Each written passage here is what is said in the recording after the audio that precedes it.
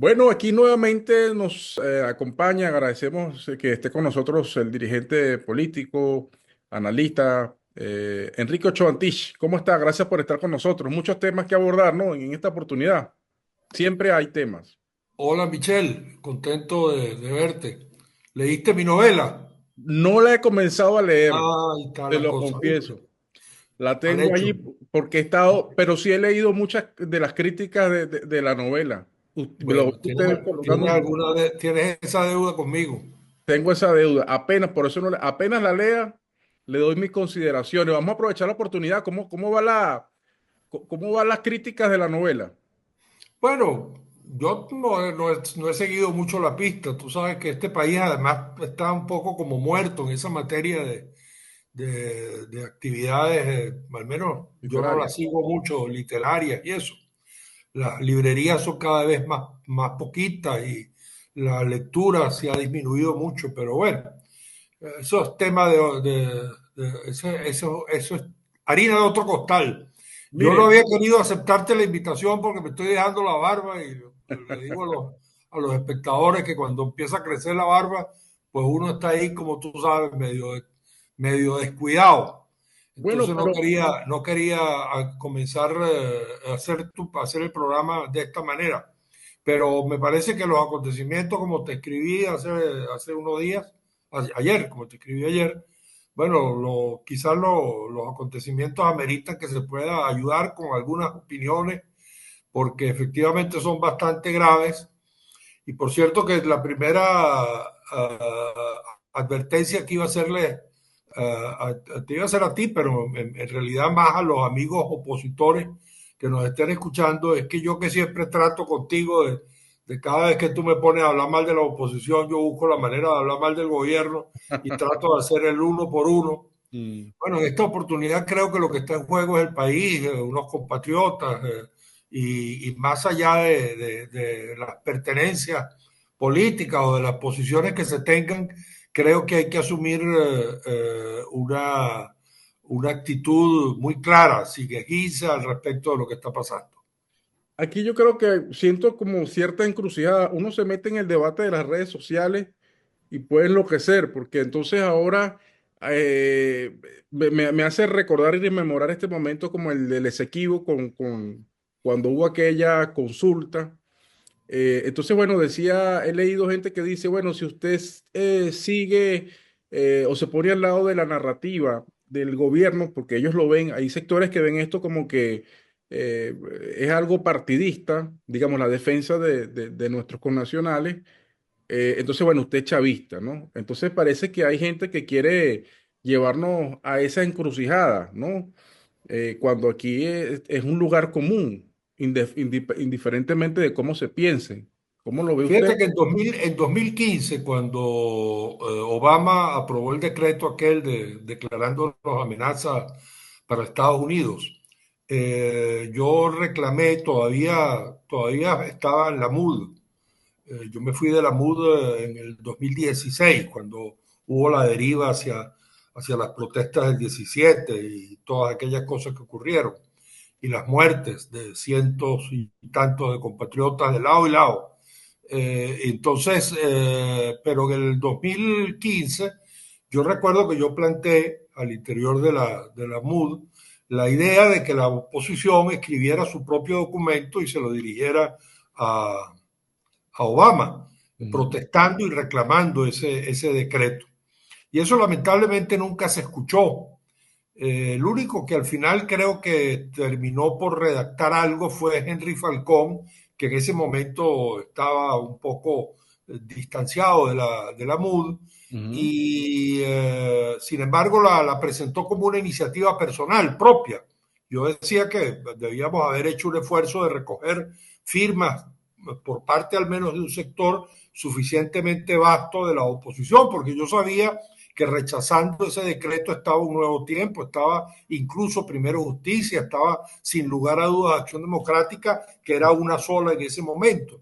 De modo que habría habido un respaldo bastante importante y había muchos parlamentarios. En ese momento la oposición era íbamos a las elecciones del 2015, pero la oposición tenía el 40% del Parlamento o algo parecido.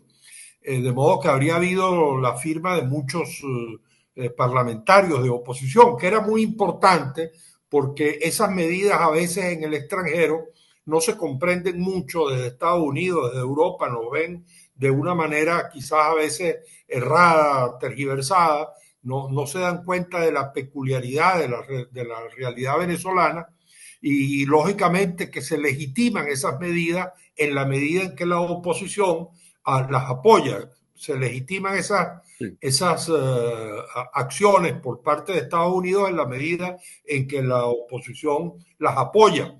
Entonces, y las promueve incluso. Entonces, a mí me parecía que era importante en ese momento que se expusiera una posición contraria a ese decreto. Sin embargo, como eso no se hizo, yo fui y me apersoné en una de las mesitas que conseguí, por cierto, en el silencio, y me apersoné, ahí debe estar mi firma, y ahí firmé. Yo leí, claro, primero el documento, a ver si es que no hacían una declaración ditirámbica sobre Chávez y el comandante eterno y todas las demás ridiculeces que a veces hace el gobierno.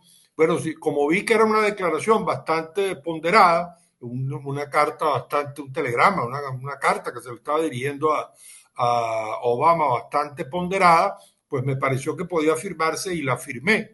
Asimismo, te digo que yo si hoy, si hubiese tenido menos dificultades con problemas de transporte, mi carro tiene unos problemas, quizás hoy yo me hubiese apersonado en la marcha que se convocó. Y si el viernes todavía están las mesas, porque el viernes tengo que salir a realizar unas diligencias personales, si el viernes tengo la posibilidad de pasar por un sitio. Bueno, el miércoles también entiendo que ya empiezan las mesas. Sí. Cuando salga el miércoles a mis actividades cotidianas, yo observo que efectivamente tengo la oportunidad de pasar y firmar no sé qué es exactamente lo que se va a firmar, lo leeré y veré, pero me parece que es un momento en el cual todos los venezolanos debemos actuar de manera unida respecto de esta situación. Por supuesto, yo también te digo, yo creo que el gobierno pues no es que ayude mucho la forma en que a veces se hacen las cosas, pero me parece que cualquier divergencia que se tenga ahorita debe ser colocada en segundo lugar. ¿Cómo ha visto lo que ha sido? Por eso le decía y comenzaba, y ya usted comentaba que en aquel momento, cuando el decreto de Barack Obama, pero ¿cómo cree que ha sido la respuesta de la oposición? Volvemos al tema de que no es una oposición, sino son muchas oposiciones. En momentos cuando parece haber un reacomodo, renunció el que llevaba la plataforma unitaria, ahorita se me va el nombre, renunció, ha nombrado hoy en Enrique, eh, No, Roberto Enrique. Roberto Enríquez. Roberto Enrique ha asumido hoy la dirección de la llamada plataforma unitaria, pero ¿cree usted que ha habido tibieza? ¿Cómo valora lo que ha sido, digamos, reacciones de las oposiciones sobre esta situación que se ha presentado? Yo acabo de publicar por allí un tweet que ha tenido un post, se llama ahora, que ha tenido alguna divulgación y lo han contestado y lo han visitado, no sé, unas 8.000 personas o algo parecido, en el que yo digo que esa oposición extremista encabezada por María Corina Machado y Edmundo González nos está debiendo a los venezolanos digamos, dos respuestas, ¿no? En primer lugar, ¿por qué al escribirle al G7 y agradecerle el respaldo que supuestamente el G7, bueno, que efectivamente el G7 le está dando a la oposición venezolana, por qué en esa misma correspondencia no se les hizo al menos en un párrafo, en dos párrafos, el reclamo al G7 de que estuviesen apoyando a Guyana en su reclamación sobre el Esequibo? Reclamación, como todos sabemos, inaceptable. De modo que casi pareciera que como si se estuviese conectando, porque los silencios son muy graves en la política. Los silencios a veces hablan mucho. Entonces creo que haberse dirigido al G7, María Corina Machado en particular, y que no haya dicho absolutamente nada sobre el hecho de que el G7 respalda a Guyana frente a su reclamación en el Esequibo, es para los venezolanos una sensación pues muy incómoda para los opositores, incluso para los que la respaldan a ella, debería ser una situación bastante incómoda.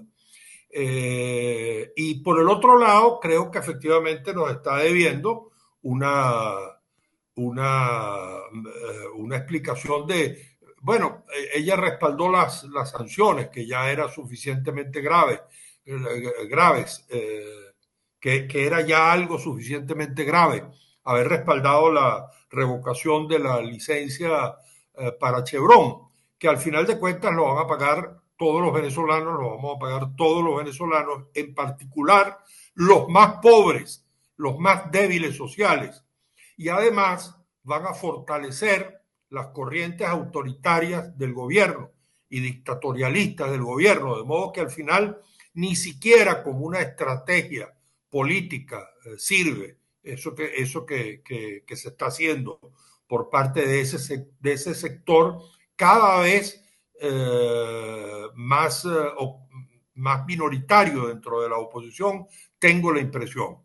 Pero además de eso, efectivamente, creo que la declaración esta que les leí es una vergüenza, es decir, una declaración hecha, alambicada, los 3, 4 primeros párrafos prácticamente lo que hacen es conectar que el gobierno de los Estados Unidos criminalice a nuestros emigrantes venezolanos que han emigrado por la mala gestión de los gobiernos, en particular de Chávez para acá, pero en todo caso incluso de antes. Tenemos 50 años de malos gobiernos que nos trajeron a esta crisis, pero muy especialmente la devastación económica por parte de Chávez, pero muy también, principalmente, además de la mala gestión de los gobiernos, por las sanciones que esa oposición ha pedido y ha solicitado. Y por eso es que se creó en el 2017 esa conjunción de dos males verdaderamente trágicos para Venezuela. Ahora, La herencia de 15 años de Chávez y las sanciones que empezó a implantar Estados Unidos, que sencillamente terminaron de destruir lo poco que quedaba de economía venezolana. Entonces los venezolanos comenzaron a migrar. Esos venezolanos están allí, entre otras cosas, por responsabilidad de esa oposición extremista también.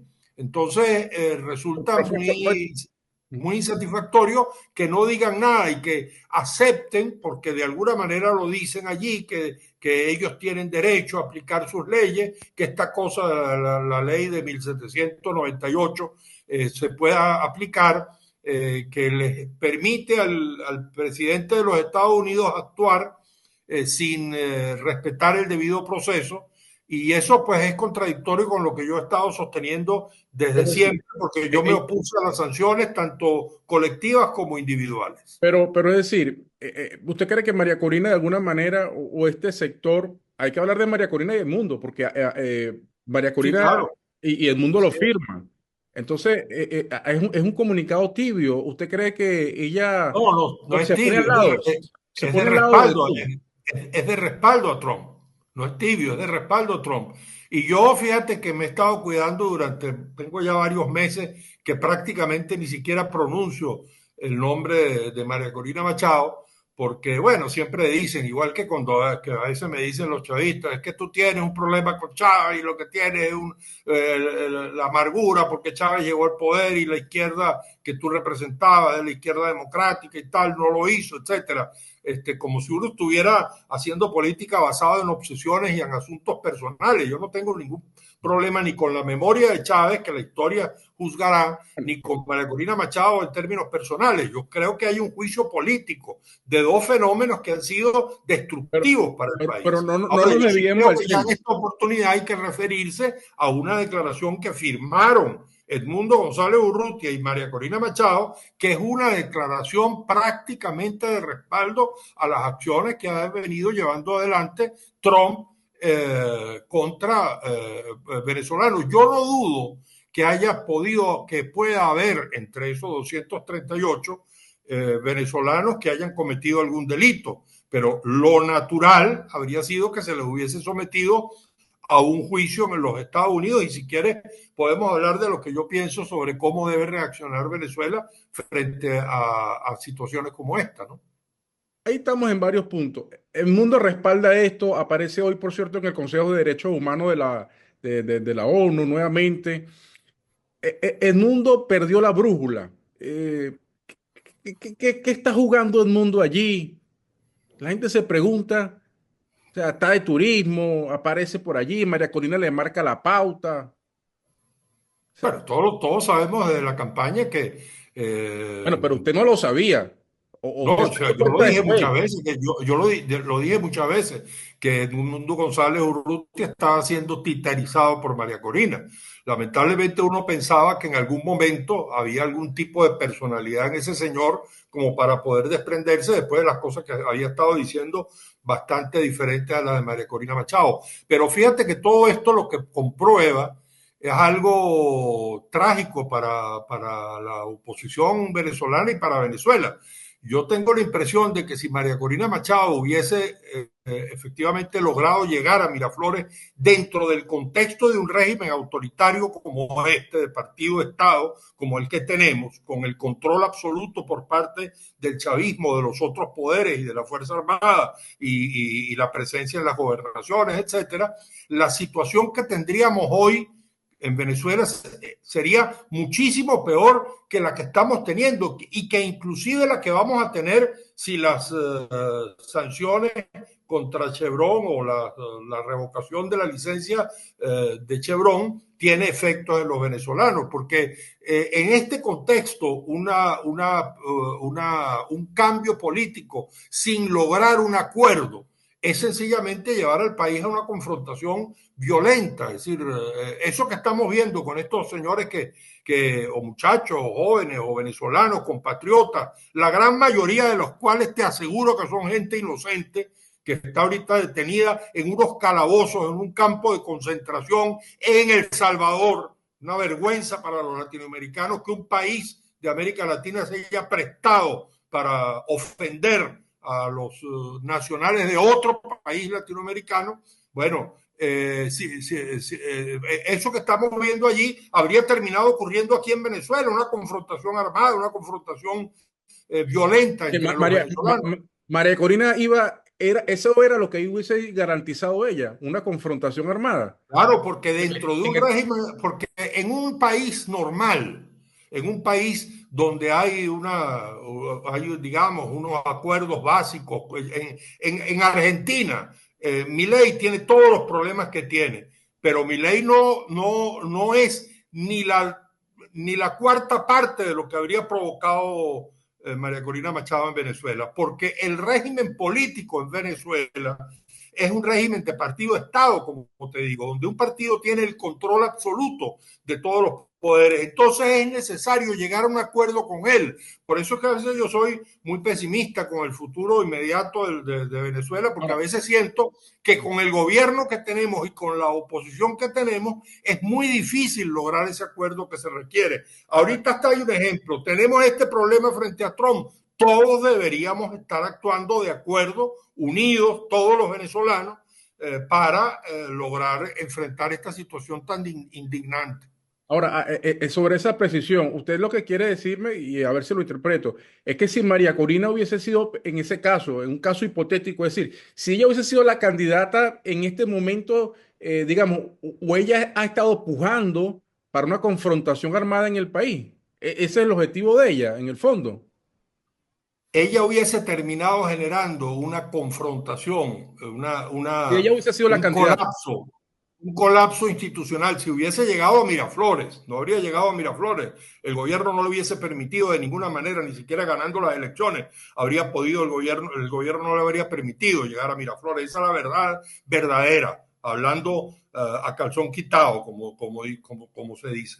Bueno, efectivamente, la situación de confrontación de la presidencia con los otros poderes, de la presidenta o la vicepresidenta o lo que fuese, el poder que se hubiese instaurado con unas fuerzas armadas que tienen unas características determinadas como las que tienen, y además una oposición tutelada por los Estados Unidos, con Estados Unidos entonces pretendiendo, si ahora están haciendo lo que están haciendo, Pues imagínate tú lo que Sí, sí, habrían no, hecho si hubiesen tenido la posibilidad de acceder a Miraflores, o sea, habrían intervenido Estados Unidos, habría estado interviniendo directamente en el territorio venezolano. Eso es inaceptable para ningún venezolano, porque más allá de nuestras diferencias, la soberanía nacional es algo que tiene que estar por encima de cualquier diferencia, por Dios. Eso verdaderamente que a mí me indigna mucho cuando observo que algunos compatriotas se puedan prestar para dejarse tutelar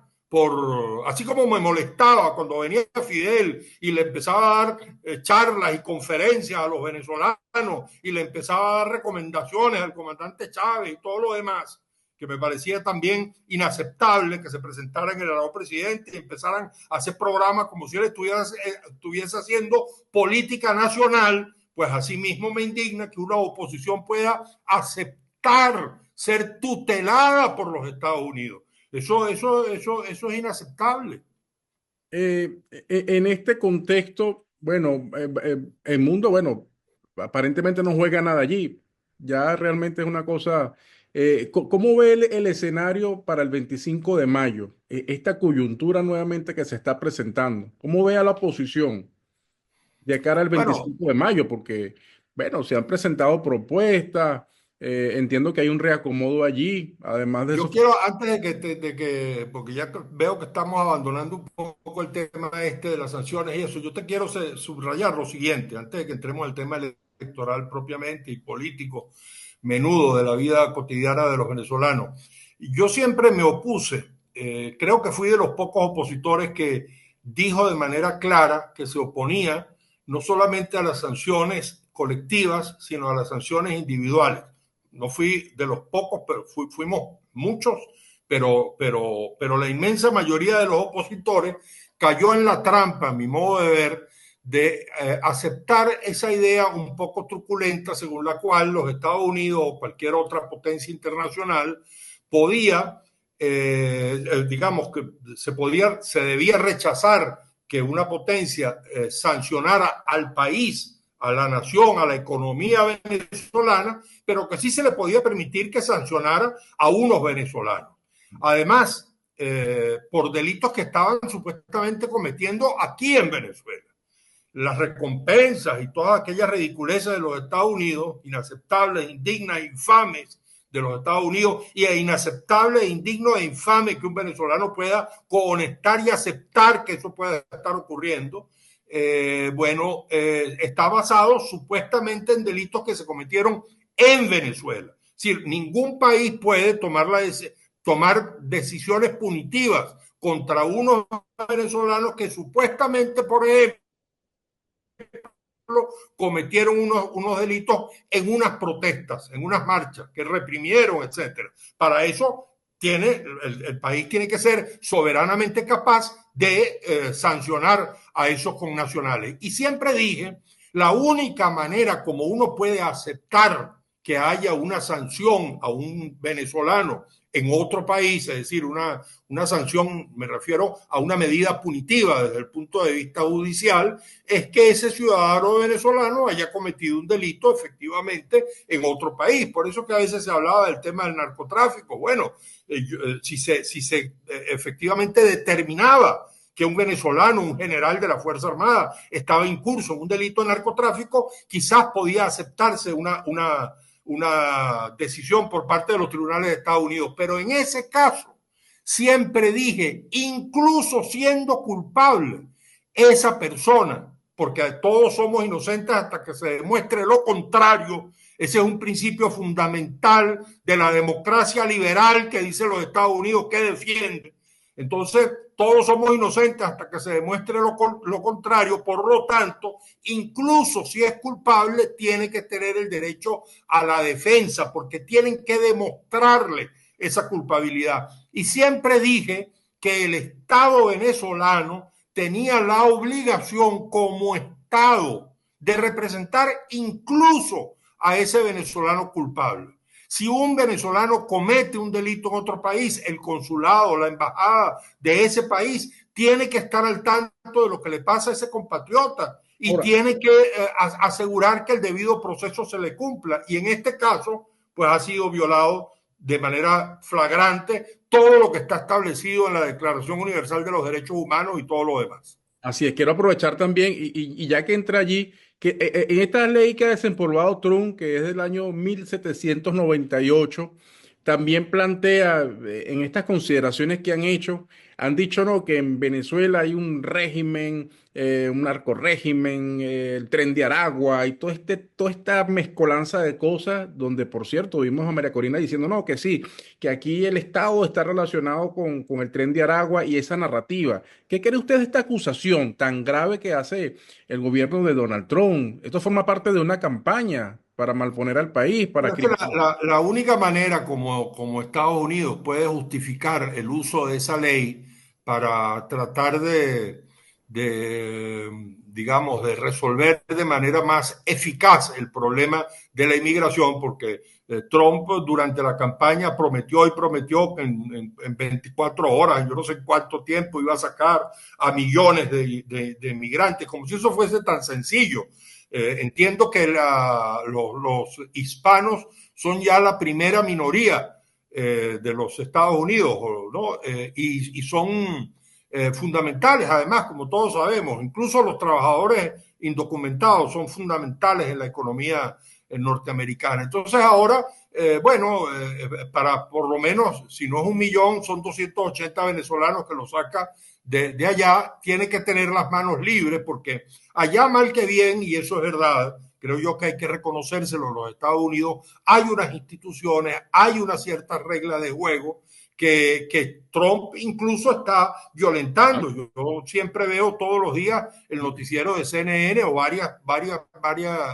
yo veo la programación de CNN y veo la programación rusa y veo la de España, a ver si entre todas las oposiciones, las informaciones sesgadas, que todas están sesgadas, pues puedo sacar una opinión más o menos propia. Y allí están criticando de manera muy feroz esa violación digamos, de la institucionalidad norteamericana, porque un juez sentenció que no podía hacerlo. Y están incluso chequeando las horas porque el juez ordenó que esos aviones dieran la vuelta y se regresaran. Y entonces están ahora argumentando que esos aviones estaban ya en un territorio, en un espacio aéreo internacional y que por lo tanto entonces no tenía que obedecer Trump a la sentencia de un juez. Entonces hay un problema importante desde el punto de vista institucional en Estados Unidos. Entonces este señor pues está ahora apelando a esta ley, que uno de los problemas que tiene para él poderlo justificar es que la ley habla de una situación de guerra. Pero es verdad que después del párrafo, no recuerdo exactamente la frase, la leí hace poquito esta tarde, al final hay una frase que dice que permite, pues como todas las leyes, siempre al final tienen una cosa ahí que permite una interpretación, porque dice que si hay una presencia de extranjeros en el país, etcétera. De modo que ellos buscarán la forma. Además, Trump creo que tiene ahorita una mayoría conservadora en la Corte Suprema, creo que se llama, ¿no? Corte Suprema en Estados Unidos. Entonces, bueno, efectivamente, yo creo que van a buscar la manera de usar esa ley para violentar los derechos de los migrantes, no solamente de los venezolanos, ya la empezarán a usar seguramente para colombianos, para mexicanos, etcétera. El tema del Tren de Aragua, me preguntaste, yo no Esa acabo de acusación. saber, yo no creo, la verdad, honestamente, a mí no me van a decir que Nicolás Maduro pertenece al Tren de Aragua y encabeza el Tren de Aragua y organiza el Tren de Aragua y Diosdado Cabello, entonces es una mano, un brazo armado del Tren de Aragua, por Dios, eso son también verdaderamente a veces medio ridiculeces que se inventan. Yo creo que el Tren de Aragua se construyó en Venezuela, según lo que todos sabemos, en un momento de dificultades y de falta de políticas, en particular durante los 15 años de Chávez, de falta de políticas sobre el tema de la seguridad, que permitió el incremento de manera notable de la inseguridad en Venezuela en esos 15 años. Después ha habido, por cierto, creo que al precio de una violación a los derechos humanos bastante generalizada en los barrios de Caracas, pero ha habido una disminución de la delincuencia en Venezuela. Ahora, yo sí creo que el Tren de Aragua se cultivó en esta situación de crisis política, de violencia verbal en la política, de crisis económica, de abundancia de recursos petroleros primero y después de escasez, etcétera. En toda esta situación venezolana que hemos estado viviendo, eso fue el caldo de cultivo para que naciese el Tren de Aragua. Hay una responsabilidad política en quienes gobernaban el Estado que permitieron que eso se creara. Sí, hay una responsabilidad política. Ahora, de ahí a mí a decirme que hay una responsabilidad penal y que entonces Diosdado Cabello es parte del Tren de Aragua, bueno, me lo tienen que demostrar. Muéstreme una grabación, muéstreme una fotografía, muéstreme algo No, parecido. Yo eso me fue leí la cuando campaña.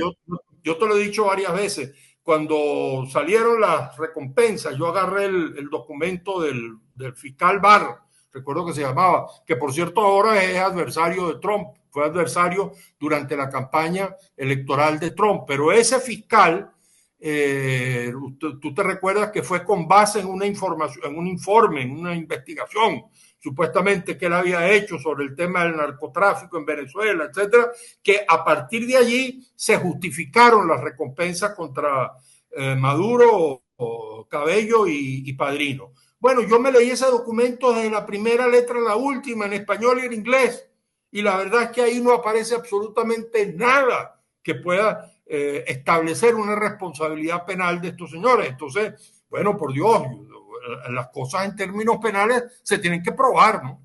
No es que yo, porque yo digo que están metidos ahí y entonces creo, como tú dices, una narrativa. Claro, y es verdad, y además también entonces se hace del otro lado, es que eso es lo terrible. Eso es lo terrible en lo que estamos. Entonces también aquí cualquier persona que se opone al gobierno, entonces Enrique Márquez entonces está preso. Entonces explícame tú con qué razón, con qué criterio puede estar Enrique Márquez preso. Entonces, aquí tenemos dos narrativas de mutua criminalización y el país que está en el medio, que no quiere ninguno de estos extremos, se va quedando arrinconado porque estos dos extremos tienen mucho poder, tienen recursos, tienen poder de fuego, tienen presupuesto y tienen además esa capacidad de generar polarización en la opinión pública. Mira, el tema del 25 de mayo, bueno, ya se hizo una pequeña modificación de la fecha, pero vamos hacia allá. ¿Cómo ves esa elección? Ya usted había vaticinado que el gobierno va a obtener una victoria. Yo creo que el gobierno seguramente tiene la posibilidad, siendo minoría y obteniendo como va a obtener la minoría de los votos, el 25%, si acaso, o el 30%, si acaso, del electorado, puede ganar las elecciones, porque una parte de la oposición se va a abstener, seguramente una parte importante. Yo creo que cada vez es menor la influencia de ese sector sobre el electorado opositor. He El observado, sector radical. sí, del sector más Sí. radical, del sector más extremista, creo que se está disminuyendo esa capacidad de influencia sobre el sector, sobre el electorado opositor. Por eso creo que alguna vez también comenté contigo que yo tenía la impresión de que se querían adelantar las elecciones, el gobierno y en particular las elecciones parlamentarias, para que ese sector no hubiese disminuido suficientemente y su capacidad de convocar abstención también se hubiese disminuido. Es decir, creo que al gobierno le interesa en cierta forma que María Corina Machado tenga la capacidad de arrebatarle a la oposición una parte de su electorado, de modo tal de que se le facilite la victoria en gobernaciones y en la mayoría de las diputaciones. Entonces, bueno, creo que vamos a una circunstancia bastante complicada, bastante difícil. Creo que así como el 28 de julio no resolvió la crisis política venezolana,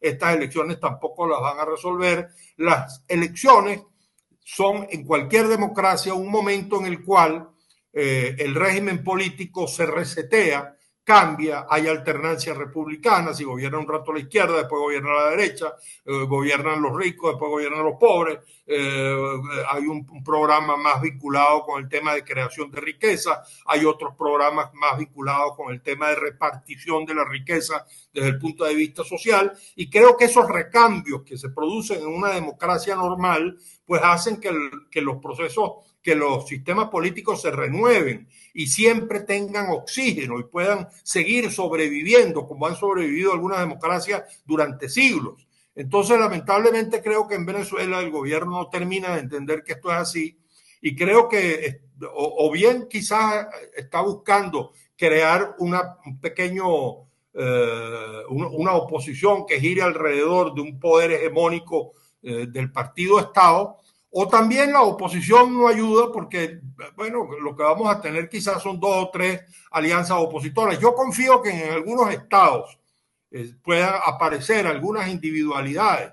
Por ejemplo, te menciono una, Joséito Hernández, al que conozco de toda la vida, en Trujillo. Bueno, quizás personalidades como la de él, bueno, sin lugar a dudas, Manuel Rosales en el Zulia. Personalidades, individualidades, organizaciones que puedan lograr una cierta fuerza centrípeta y que en unas alianzas variopintas, sin necesidad de que sean unas alianzas perfectas, nacionales, eso afectará quizás mucho en el resultado de las elecciones parlamentarias, pero que al menos en las regiones pueda haber algún resultado aceptable, que la oposición pueda recuperar lo más que pueda de este naufragio estúpido al cual la oposición extremista condujo al electorado de la oposición en el 28 de julio a una confrontación que no tenía posibilidades de ganar porque se planteó en términos de fuerza y no de acuerdo, y que a partir de aquí se reconstruya. La oposición ha tenido en estos 25 años de errores